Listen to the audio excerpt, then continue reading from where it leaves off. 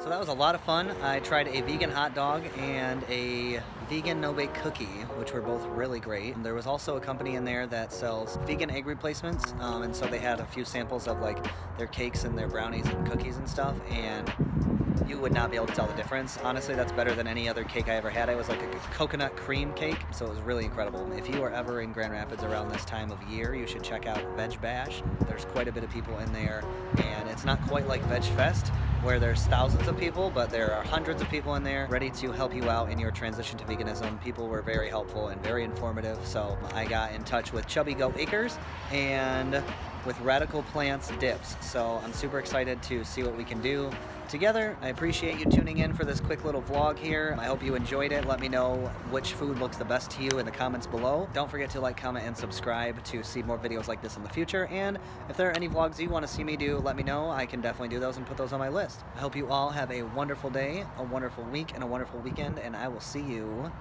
next week.